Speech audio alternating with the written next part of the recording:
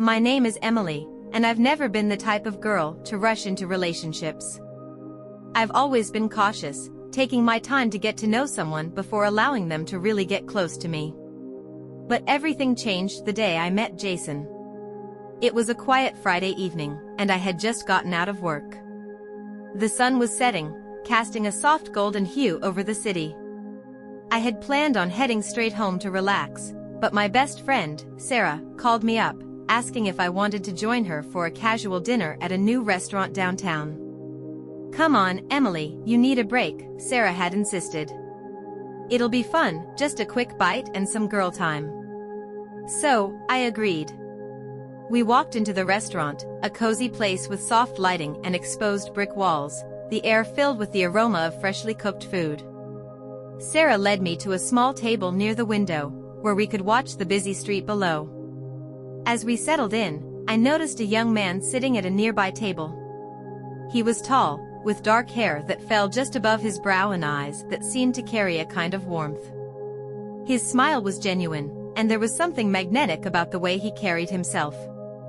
After a few moments, our waiter arrived to take our order, and as he handed me the menu, I glanced back at the man who had caught my eye. He was looking at me too, almost as if he had been waiting for me to notice him.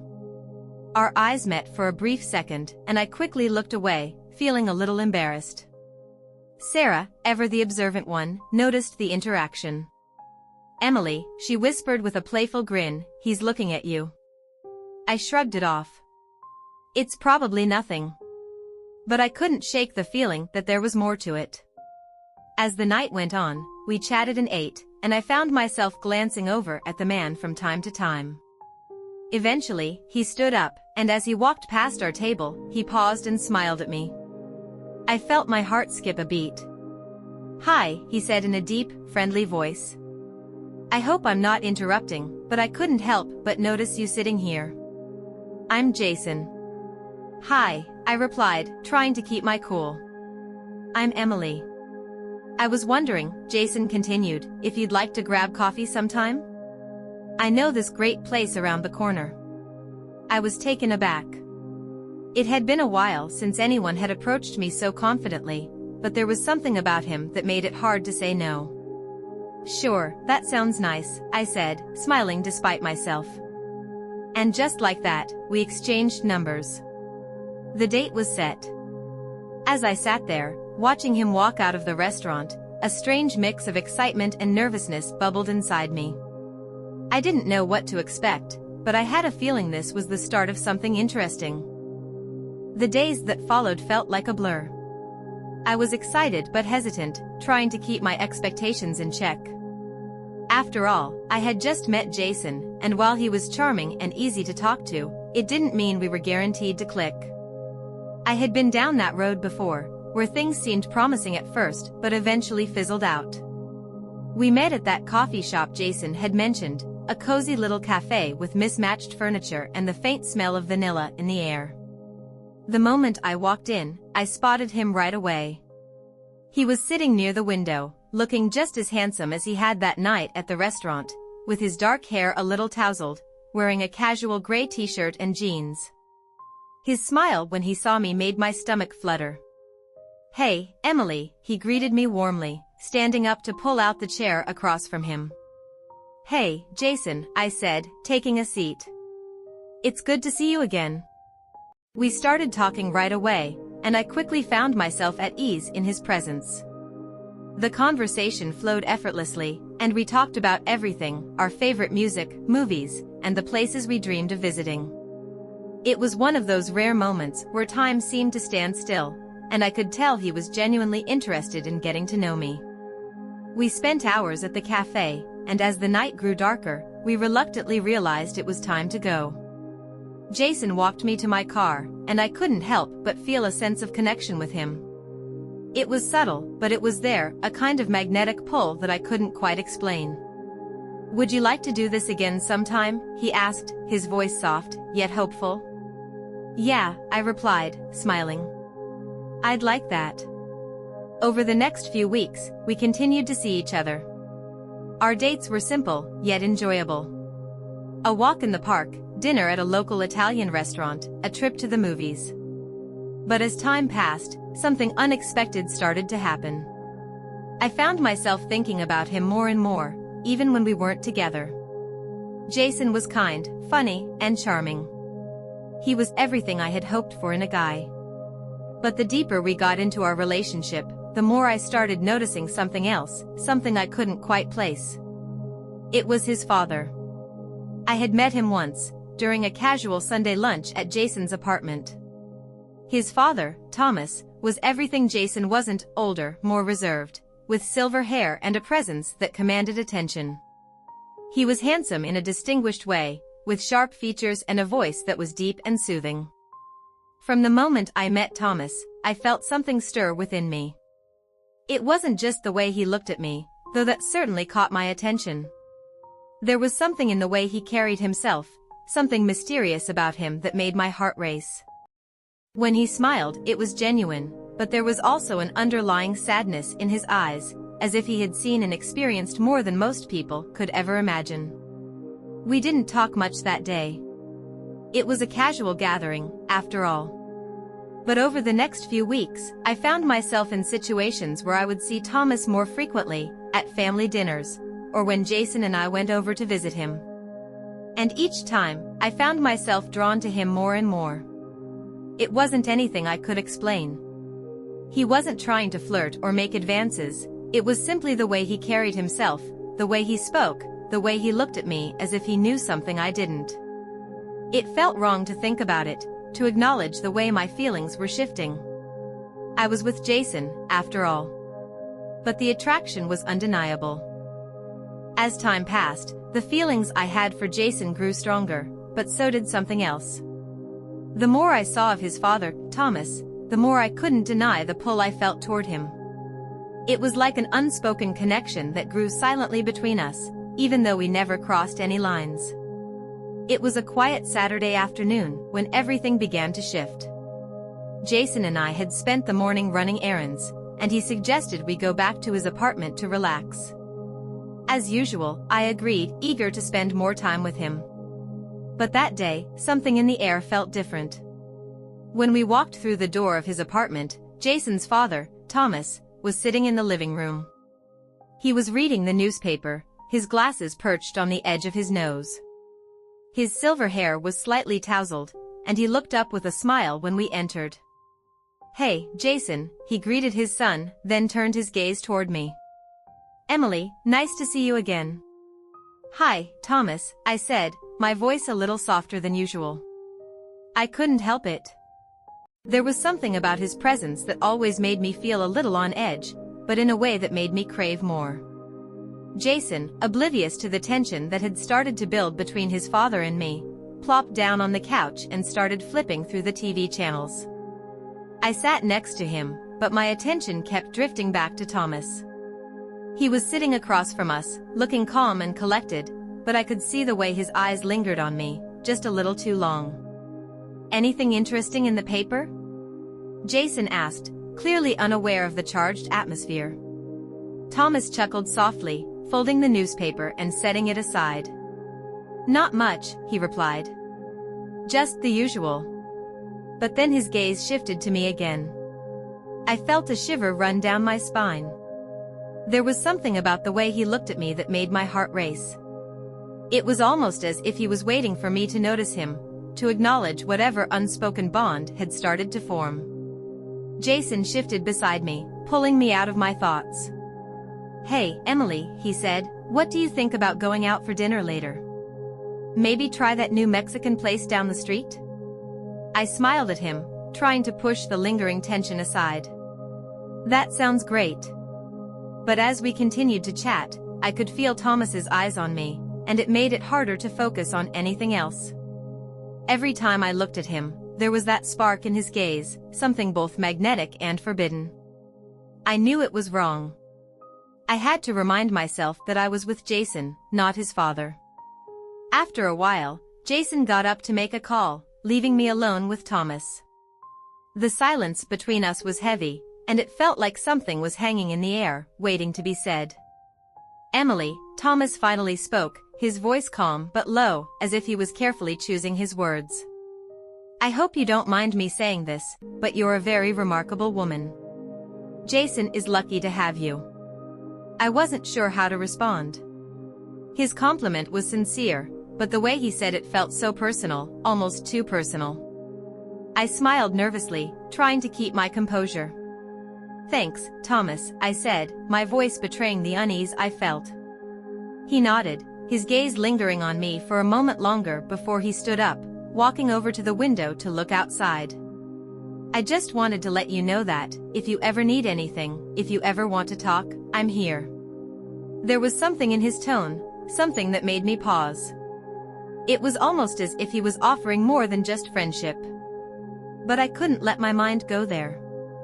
I had to remind myself that he was Jason's father, and I was with Jason.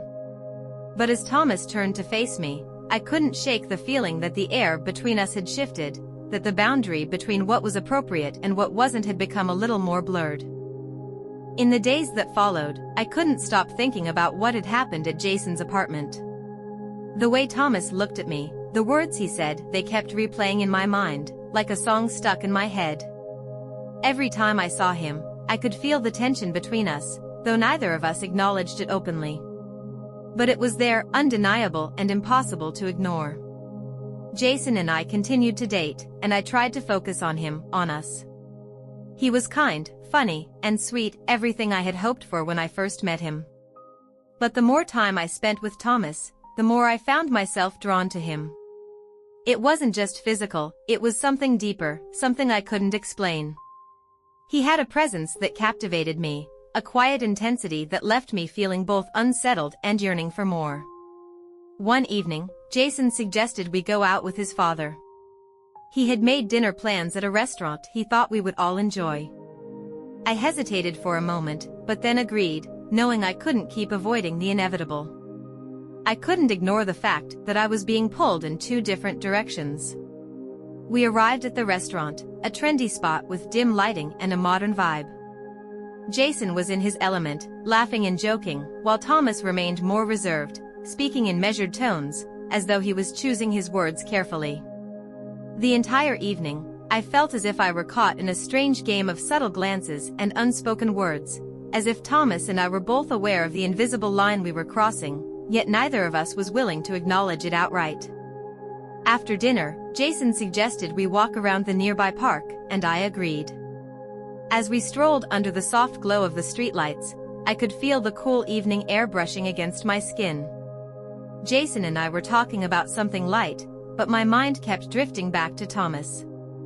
He was only a few steps behind us, walking at his own pace, but every time I glanced over my shoulder, I could feel his eyes on me. I excused myself to go to the bathroom, needing a moment to clear my head. As I walked through the restaurant's side entrance, I unexpectedly ran into Thomas. He was standing there, waiting, as if he had been expecting me. "Emily," he said quietly, his voice low and smooth. I didn't want to interrupt, but there's something I need to say. I froze, unsure of what to expect.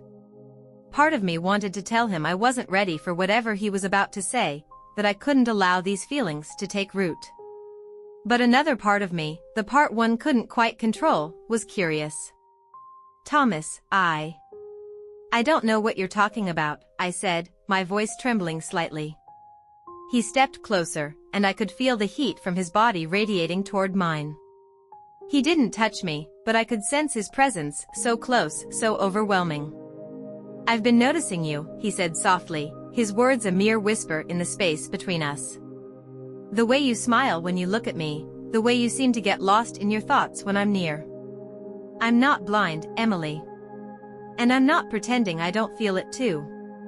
My heart skipped a beat, and for a moment, I couldn't breathe. It wasn't just the words, but the way he said them. There was something raw and vulnerable in his voice that left me speechless. "I don't know what's happening," I finally managed to say, shaking my head, trying to push away the conflicting emotions that were swirling inside me. "This isn't right." Thomas took a step back, his expression unreadable, but there was a flicker of understanding in his eyes. "I know," he said quietly. But sometimes, feelings don't follow the rules we set for them. I wanted to walk away, to tell him it was over, that I couldn't continue down this path. But the pull between us, the unspoken connection, made it impossible to just turn and leave. "You should go back to Jason," Thomas said, his voice tinged with something like regret. "He's the one who deserves your love, Emily. Not me." His words, though spoken with kindness, only made things harder. I didn't know what I wanted anymore. All I knew was that I was caught between two men, one who made me feel safe, and the other who made me feel alive in ways I had never experienced before. The following days were the hardest I had ever faced. Jason and I continued our relationship, but the spark I once felt seemed to fade with each passing day. Every moment I spent with him, I couldn't help but compare him to his father. Jason was everything I had once wanted in a partner, kind, funny, attentive, but there was something about Thomas that lingered in my mind, a feeling I couldn't shake no matter how hard I tried. I felt trapped.